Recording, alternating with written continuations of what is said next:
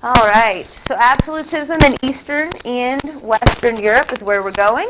Kind of be a divided class. Some of you will be West, some of you will be East, and we're going to talk about what that means. But before we can do that, we need to define some things. This is Unit 2.3, Absolutism in Eastern and Western Europe. So absolutism is derived from the traditional assumption of power. It came like back from the Middle Ages, such as your heir would then take your throne, and the belief in the divine right of kings. So the fact that God has appointed you to rule. Louis the France, as I said, Louis the 14th, is going to be the quintessential absolute monarch. That means he fits every characteristic of an absolute monarch, or absolute monarchy fits every characteristic of him. They're that closely united. So when we talk about characteristics, you're going to see a lot of the characteristics of those new monarchs that you did in your FRQ. Most of you, except for I think Eddie helped me out with a different topic. Your FRQ on the new monarch characteristics. Absolute monarchs are going to be like new monarchs on steroids. It's taking those characteristics and just kind of going a step further. And those characteristics are listed here to the right side of this slide. The country or the power of a country was embodied in the person or in the power of the ruler. And so how powerful the king was showed how powerful the nation was. It was seen embodied in them, and we'll get into a fun little saying of Louis when we talk about that, or you will when you get into your research. We're going to see that absolute monarchs were not subordinate to natural assemblies. So absolute monarchs, unlike some of our new monarchs, will not have parliaments that they are dealing with. They have absolute power. They are not checked. There's not a Magna Carta for an absolute monarch. They aren't going to have any to tell them what to do. The nobility is going to be effectively brought under control. The new monarchs had started this, people like Henry VII with the Star Chamber. The absolute monarchs are going to finish it. They're going to get the nobility out of their way and under their control. This is a little bit different in Eastern Europe because nobility will still hang on to some of their power. It will be like nobility and the king. In Western Europe, the king's going to sweep the nobility under the carpet there. So this is the first difference we're going to see in Absolutism is the nobility in the West will not stay powerful. The nobility in the East will, and this is going to cause some problems in the East as we move through. The nobility could still sometimes prevent absolute monarchs from completely having their way, but monarchs usually stop this by giving them titles for doing what they want or in exchange for land. We're going to see something called the nobility of the robe in France that is going to be the selling of those noble positions where they used to be inherited to you or part of your noble right. The Spanish monarchies are going to gain effective control of the Roman Catholic Church in their countries. So I only mention this because our other countries are Protestant, but it shows that an absolute monarch is going to be over even the church, which is pretty significant from where we've come throughout the year. Bureaucracies are going to be formed. Talk about that in the new monarchs. You need somebody to help you run your government. I mean, you can't control all of France from Paris. Okay, you need some people out there controlling things for you. So the bureaucracies are even going to be expanded under our absolute monarchs. They're going to be solely accountable to the king and only appointed by the king. Solely accountable to the king and only appointed by the king. And they were often rising members of the new bourgeoisie, or the nobility of the robe, as we're going to call them in France. And how I like to remember that is before this time, if you were a noble, it was called the nobility of the sword. Like your armies have fought for the king for long-standing time that comes from the Middle Ages, like a knight. The nobility of the robe is, I just bought this robe, look at me, I'm cool, I'm a noble. Okay, so that's like a switch in gears. I have new money, I'm going to buy my way. The king's going to give me favor. Again, just like the new monarchs, the absolute monarchs are going to maintain large standing armies. They no longer relied on mercenary or noble armies, so another way to get rid of the nobility, I don't need your stinking army. I got my own. And you better not have one too big, because then you're a threat to me. And then I'm keeping an eye on you. So large standing armies. Usually some secret police will be involved, and we're going to have some fun with that. Secret police will be involved. So there are 7 characteristics here that I've listed of an absolute monarch. You might notice that your take-home essay is about 2 absolute monarchs. Might be interesting to include some of the characteristics of an absolute monarch in that essay. Hint, hint, wink, wink. Just a side note here, absolute monarchy is different than totalitarianism that we are moving towards in the 20th century when we get to the second semester. Later, dictators are going to be different. They're going to have more power than absolute rulers because the technology is better. But we're heading that way. You can kind of see some reflections there. It will foreshadow 20th century dictators like Stalin and Hitler. But it'll be different, and we'll talk about that as we get there. So next we need to talk about, and here's our essential question if you want to pop one in here. How did the political theories of Baudin and Bossuet play out in France during the 17th century? And so we're going to talk about who is used to back up this divine right of kings, or absolute ruling. There are going to be some philosophers who support this. They're going to provide the background. Just like we had Erasmus and Luther promoting the Reformation, we're going to have people who are promoting this absolute reign. The first is Jean Baudin. Ooh, man down. He is among the first to provide a theoretical basis or a backing, a philosophical basis for absolute states. He grew up during the chaos of the French Civil Wars, like during that Bartholomew's Day massacre and all that craziness where they told them to come in with no weapons and then killed them all, and Catherine de Medici, and then the guy's family killed, and he grew up in this chaos, and he's like, these people are crazy. Do you see what they're doing in the name of religion? Everybody's killing everybody. There's a civil war after a civil war after a civil war. And he is going to write then during this time period about how we can prevent this kind of chaos from ensuing.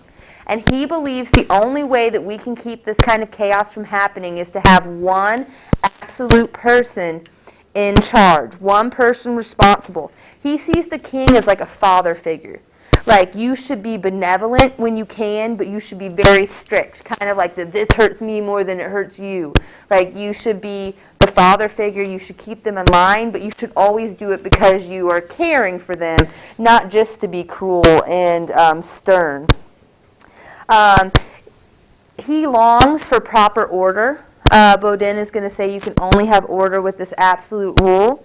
And he is going to later write that without God, no king, so that it goes in order like this. So it goes God and then king, but the king should act in the behavior that God would want him to. So it can't just be this king running around all crazy, chaotic. That God is above the king, and so the king should therefore act in the moral laws or codes of God, and therefore be. So it's kind of like with some other political theories we've seen with staying in line. Yes? What do you think about the Pope? Or like, what was his religious affiliation? Do you know? I don't know what his religious affiliation was. I believe he was Protestant. I don't believe that he thought that there was a hierarchy within the church other than just God, and then God appointed the king.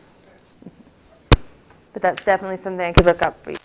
He's from a Huguenot France, and so I'm wanting to think, if my memory serves me well, that he is a Protestant.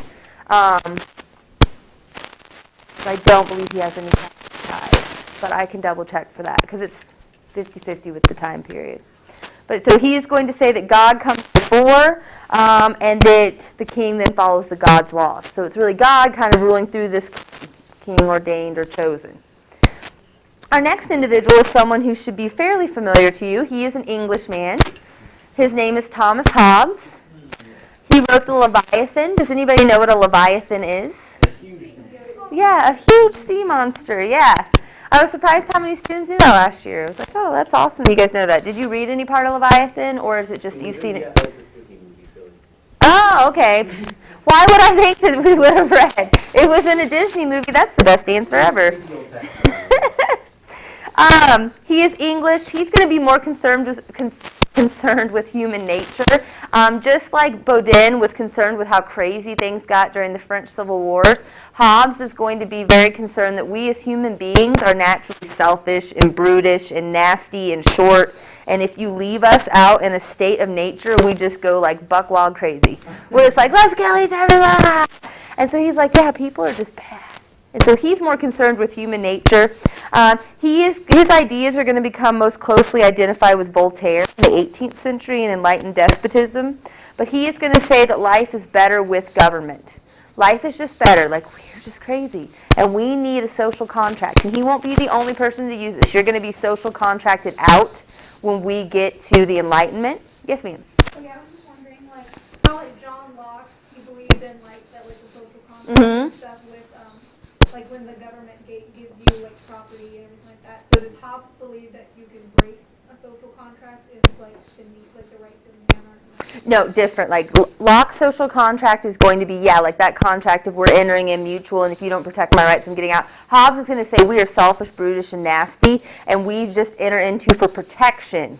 Then we enter into a contract where then the absolute monarch, we give them all power. We relinquish it to them, and then they are going to protect us. So it wouldn't be the same, because he would say we're nasty and selfish and brutish, so we would probably just come up with a reason to rebel. So they're different. And so what does get confusing, and when we get into the Enlightenment around Thanksgiving break, is that they use social contract in this time period interchangeably, kind of like that, but with different. Like, I have a funny video with Hobbes versus Locke that we'll watch when we get there that really hammers home this point. Okay. Yeah, very good question. Let's see, so Voltaire, 18th century. He wasn't very popular in the 17th century. Will become more popular with Voltaire, but not very popular in the 17th century because he didn't support the idea of divine rights, like Louis XIV. He didn't think that God gave you the right. It's the people, yeah. So he wasn't very well liked in the 17th century, even though he's going to promote that there should be one strong ruler. He's going to say that this contract comes from the people and it doesn't have anything to do with the divine right of God. And so those with constitutional ideas also disliked Hobbes because they said that his ideas were too authoritative. So he couldn't get any followers like from the English, but he couldn't get any followers from the French either because he didn't have divine rights. So he was very unpopular at his own time. When Enlightenment hits absolutism, like Catherine the Great, he will become very popular. Okay. Bossuet, 1627, is going to give us the principal advocate of the divine right of kings. He is kind of the guy you turn to if you're like, I really need to back up this divine thing. He was the tutor of Louis XIV, so convenient, right? He is like the number one guy that says we absolutely, God is the one that gives the right to the king to rule, so he's very different than Hobbes in this. He believes that there should be an absolute monarch, but he's like God gives that king the right. Hobbes just says that a social contract does. Bossuet is going to say, no, God gives the king the right to rule. He believed that divine right meant the king was placed on the throne by God and therefore owed his authority to no man and no group. Okay, so that is Louis XIV right there, if I have ever heard it. And so he was the tutor of Louis XIV. And that is all I have on the intro, because you guys are going to pick up here. Group 1 will have the development of French absolutism. But before that, we have my video and then subsequent video challenge. I guess I can leave the lights off for you for the rest of the school year. Have a PowerPoint ready? Oh, yeah. Already have one ready. I already do. Well, what if things went seriously awry? Like we all boycott? Yeah, what if there was a natural disaster? All right. I was honestly just trying to get a corner. I know, it's all right. It can be, for those that missed or want to come back. Civil War done. It's one of my friends. He teaches California. I met him in Vermont. Oh, pause. Oh, no.